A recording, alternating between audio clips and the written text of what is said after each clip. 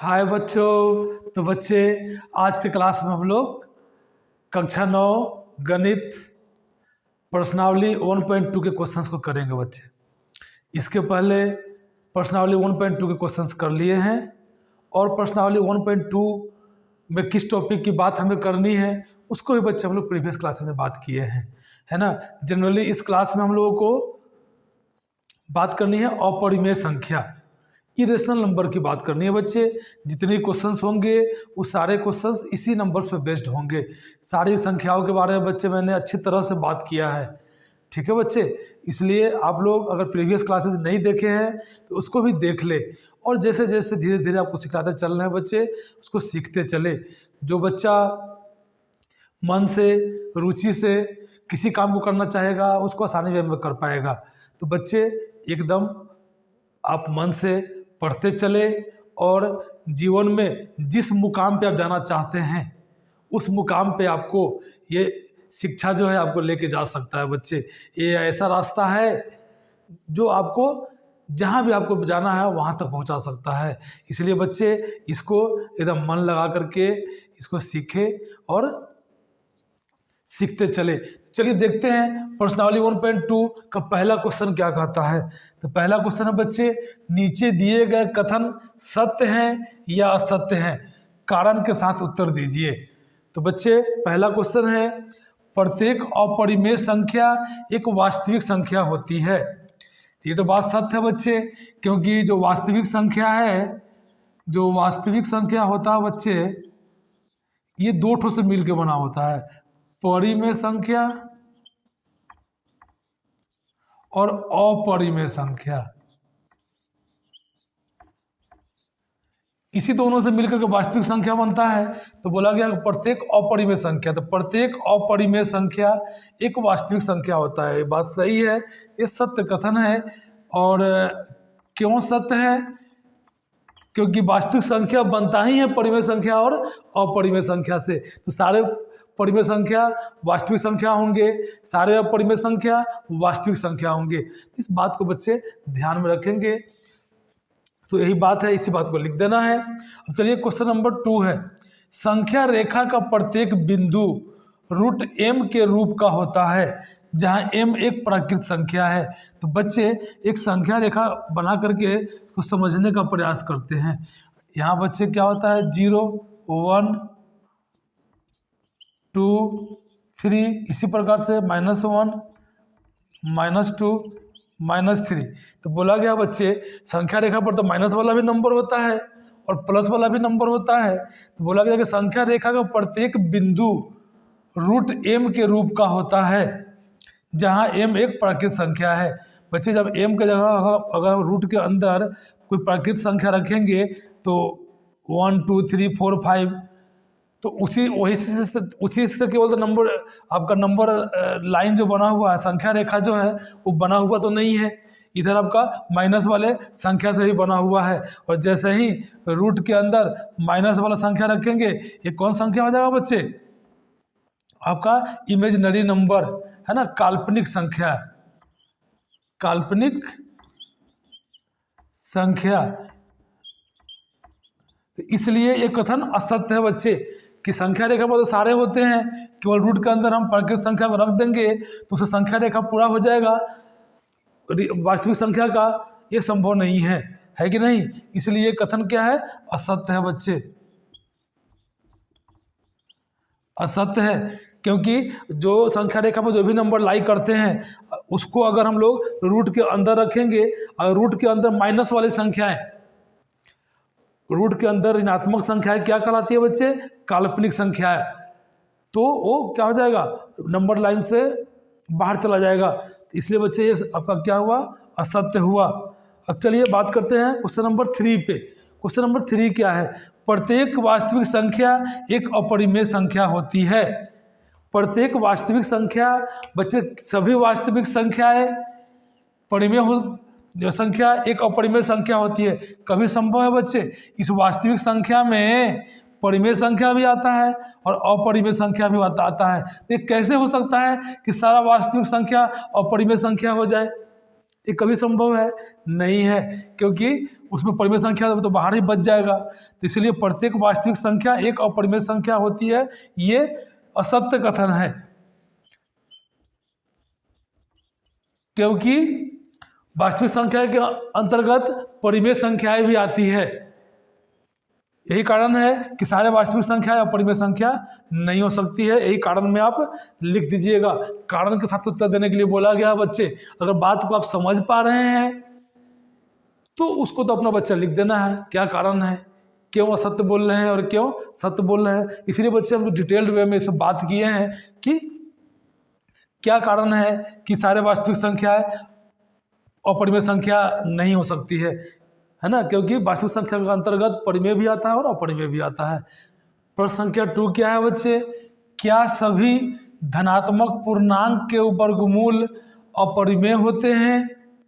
यदि नहीं तो एक ऐसी संख्या के वर्गमूल का उदाहरण दीजिए जो एक परिमेय संख्या है।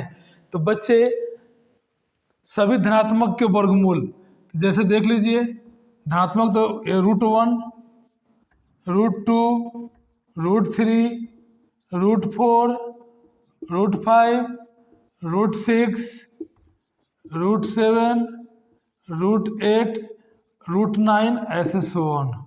यही ना बच्चे धनात्मक संख्याओं के वर्गमूल क्या अपरिमेय होते हैं? तो आप बच्चे अच्छी तरह से जान रहे हैं कि धनात्मक संख्याओं के सारे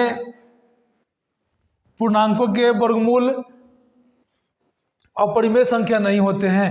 जैसे यही देख लीजिए बच्चे, √4 का क्या होता है वैल्यू 2, यही देख लीजिए √9 का क्या होता है 3। तो अब ये बच्चे √4 और √9 तो अपरिमेय संख्या नहीं हुए, स्पष्ट दिख रहा है आपको, है कि नहीं? तो वही बोला है कि क्या सभी धनात्मक पूर्णांक के वर्गमूल अपरिमेय होते हैं? तो नहीं। यदि नहीं तो एक ऐसी संख्या के वर्गमूल का उदाहरण दीजिए जो एक परिमेय संख्या है। तो बच्चे यही है, देख लीजिए, एक यहाँ है, आगे बहुत सारा मिलेगा, ये देखिए यहाँ भी है, जो क्या है वर्गमूल है पूर्णांक का, परंतु वो परिमेय संख्या है। तो बच्चे इस क्वेश्चन का आंसर यही हुआ, है ना, कि सभी धनात्मक पूर्णांक के वर्गमूल अपरिमेय होते हैं? नहीं होते हैं। ऐसे बहुत सारे पूर्णांक के वर्गमूल हैं जो परिमेय संख्या होते हैं। यहाँ से बच्चे हम लोग जाने इस चीज़ को। बच्चे क्वेश्चन नंबर 3 को करते हैं। चलिए देखिए 3 क्या क्वेश्चन कहता है, दिखाइए कि संख्या रेखा पर √5 को किस प्रकार निरूपित किया जा सकता है। मतलब बच्चे संख्या रेखा पर √5 को का निरूपण करें, यही क्वेश्चन है ना। तो आपको प्रीवियस क्लासेस में √2 और √3 का संख्या रेखा पर निरूपण करना सिखाया था, वहाँ सारी बातें बच्चे हम लोग किए थे।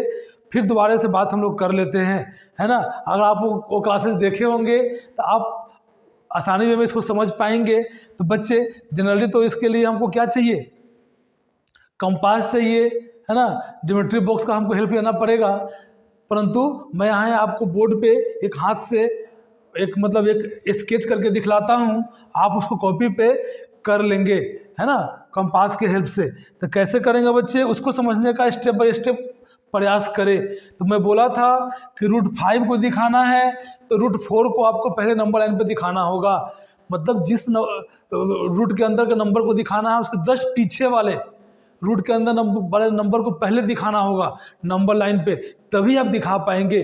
तो बच्चे √5 से पहले नंबर होता है √4 और √4 का वैल्यू क्या होता है 2, जो यहाँ आप देख पा रहे हैं बच्चे 2 यहाँ पर है। तो हम लोग यहाँ देख रहे हैं कि √4 कहाँ है, यहाँ पे है कि नहीं। तो अब हमको दिखाना है √5 को। चलिए √5 को दिखाते हैं। तो क्या करेंगे बच्चे, यहाँ से यहाँ तक √4 हो गया, मतलब 2 हो गया, ये यहाँ से यहाँ तक 2, ठीक है बच्चे। इस 2 पे ही आपको 1 यूनिट का, अगर इस 1 सेंटीमीटर या 1 मीटर जो भी आप यूनिट लेते हैं या 1 इंच, उसका 1 यूनिट, यहाँ 2 यूनिट हो गया बच्चे, यहाँ से यहाँ तक 2 है ना बच्चे, यहाँ से यहाँ तक 2 है, ठीक है। तो हम लोग 2 यहाँ दिखा रहे हैं, ये यूनिट 1 है, ये यूनिट 1 है, तो 1 यूनिट का यहाँ पे क्या करेंगे, एक परपेंडिकुलर डाल देंगे बच्चे। ये 2 जहाँ पे 2 लाई कर रहा है वहाँ पे 1 यूनिट का, ये बच्चे 1 है, और ये 1 और 2 ये भी एक यूनिट है, 1 ही है ना। परंतु यहाँ से क्या है आपका, ये 1 और ये 1 2 है, तो 2 है बच्चे, तो क्या करेंगे यहाँ से, ये तो परपेंडिकुलर हो गया, ये 90 डिग्री हो गया बच्चे। अब यहाँ से क्या करेंगे, इसके टॉप को ज्वाइन कर देंगे, मिला देंगे बच्चे। तो मिलाने के बाद आप देख पा रहे हैं कि एक यहाँ पे क्या बन गया आपका, राइट एंगल ट्रायंगल बन गया। राइट एंगल ट्रायंगल बन गया, तो यहाँ से यहाँ तक की डिस्टेंस 2 और यहाँ से यहाँ तक का 1, ठीक है बच्चे। अगर मान लिया जाए मेरा, अगर O है, अगर ये A है, और यहाँ पे क्या है, B है, ठीक है बच्चे। तो अब हम इसको निकालेंगे पाइथागोरस प्रमेय से। पाइथागोरस प्रमेय से हम जानते हैं बच्चे कि क्या, हाइपोटेनस का स्क्वायर मतलब कर्ण का स्क्वायर इक्वल टू आधार का स्क्वायर प्लस लंब का स्क्वायर।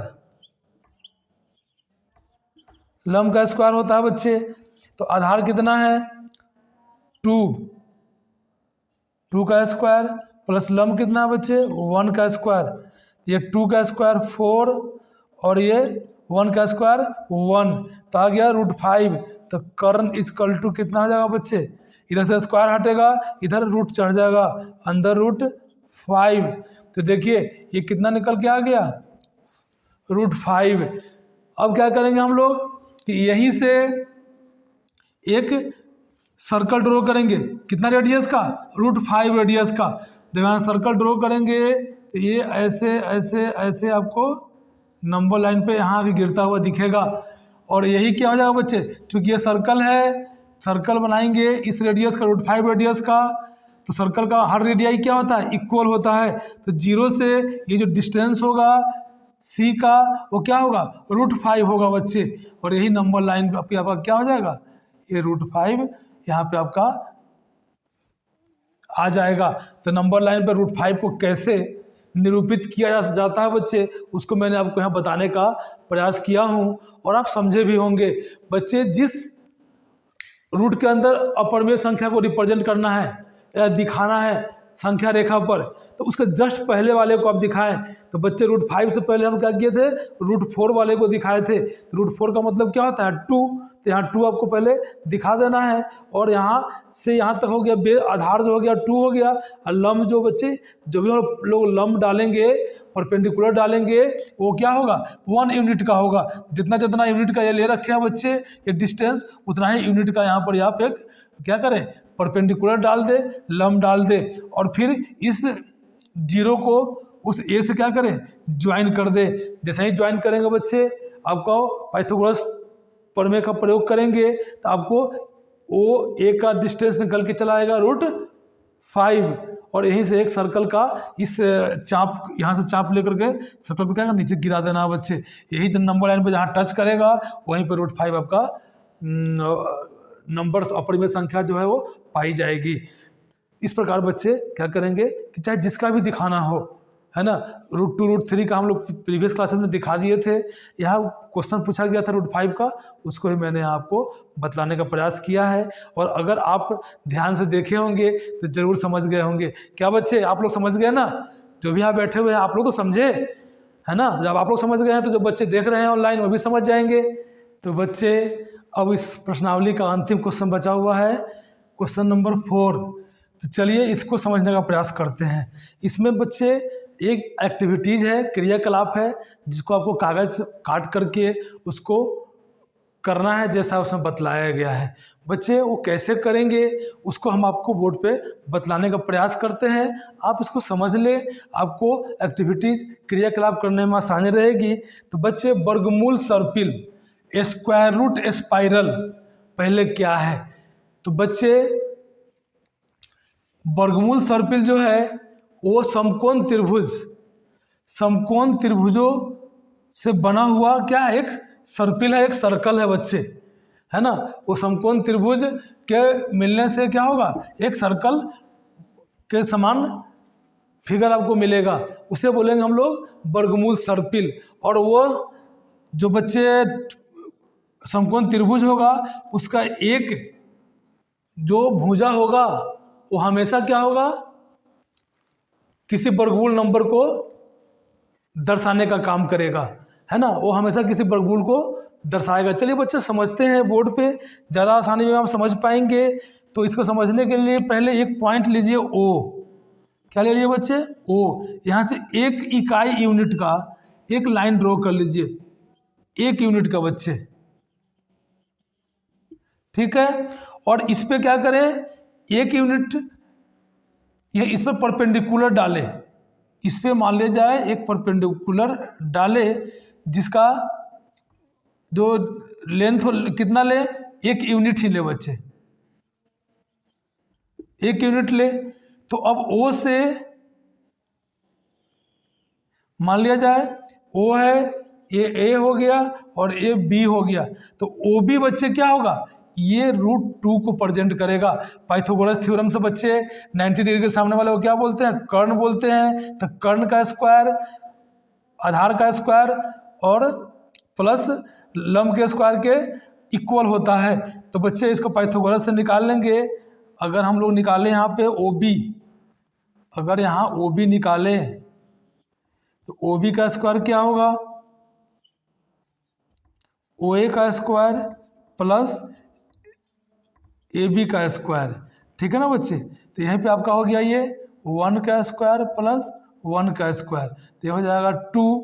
तो यहाँ अगर ओ बी की बात हम करें, अगर ओ बी, ये ओ बी स्क्वायर कितना हो गया बच्चे 2, तो ओ बी कितना हो जाएगा √2। देख रहे हैं ना बच्चे ना। तो यही आपको क्या एक समकोण त्रिभुज बना, है ना। और फिर यहाँ से क्या करें, 1 यूनिट का फिर ले, यहाँ से इस पर परपेंडिकुलर डाले 1 यूनिट का, है ना। ये परपेंडिकुलर डाले 1 यूनिट, बच्चे ये भी था, ये भी 1 यूनिट, मतलब 1 इकाई का लेंथ का, इस पर परपेंडिकुलर डाल करके इस लाइन सेगमेंट का क्या रखे, लंबाई 1 यूनिट, मतलब 1 इकाई रखे। और यहाँ से क्या करें, फिर इस ओ ए को इससे जोड़ दे, इसको जोड़ दे। तो अब देखिए ये ट्रायंगल बना, इसको सी नाम दे देते हैं, ओ बी सी। फिर बच्चे आप देख पा रहे हैं कि जो ओ सी होगा ये किसको रिप्रेजेंट करेगा, √3 को रिप्रेजेंट करेगा। क्यों, क्योंकि बच्चे ट्रायंगल ओ बी सी में ओ सी क्या है, फिर कर्ण है, मतलब हाइपोटेनस है। तो ओ सी का square equal to O B का स्क्वायर प्लस बी सी का स्क्वायर। तो यहाँ √2 का स्क्वायर प्लस 1 का स्क्वायर, तो 2 और प्लस 1 हो गया 3। तो बच्चे ओ सी स्क्वायर निकल के आया 3, तो ओ सी इक्वल टू √3। तो ये बच्चे √3 को रिप्रेजेंट करेगा। इसी प्रकार से आप क्या करेंगे, फिर इस पर 1 यूनिट का क्या करें, आप परपेंडिकुलर डालें 1 इकाई का, है ना। और फिर इसको क्या करें, यहाँ से ज्वाइन कर दे। ये कितना का दिखाएगा, आपका √4 को दिखलाएगा। ये √4 क्या होता है बच्चे, 2 होता है। करके देख लीजिए। तो इसको डी नाम दे दिए, ओ डी का स्क्वायर, पाइथागोरस प्रमेय से बच्चे हम ये कर रहे हैं, ओ डी का square equal to O C का स्क्वायर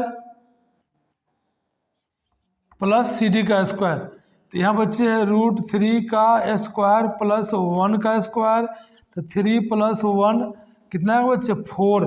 तो ओ डी का स्क्वायर आ गया 4, तो ओ डी इक्वल टू कितना आएगा, स्क्वायर हटेगा इधर, रूट चढ़ेगा तो 4। देखिए बच्चे ये √4 को दिखला दिया। ऐसे ही बनाते जाएंगे और आपको क्या हो जाएगा, एक वर्गमूल सर्पिल मिल जाएगा। तो बच्चे इस तरह से आप बना लेंगे आगे, है ना।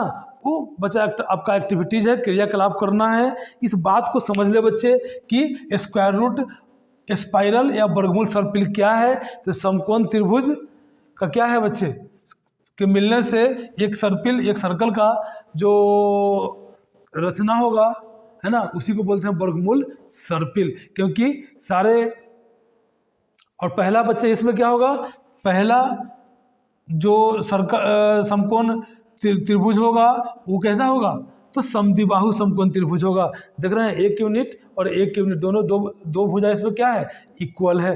तो पूछा जा सकता है बच्चे कि वर्गमूल सर्पिल का पहला जो त्रिभुज होगा वो कौन सा त्रिभुज होगा, तो समद्विबाहु समकोण त्रिभुज होगा। तो बच्चे इसी के साथ प्रश्नावली 1.2 को हम लोग समाप्त कर लिए हैं बहुत आसानी के साथ। और बच्चे आप लोग मेरे साथ बने रहें और आपने मेरा सपोर्ट किया और आप लोग बच्चे बहुत आसानी तरीके से इसको सीख पाए हैं। और ऐसे ही आप सपोर्ट करते रहें। मैं आपको एकदम बच्चे क्लास 9 की सारी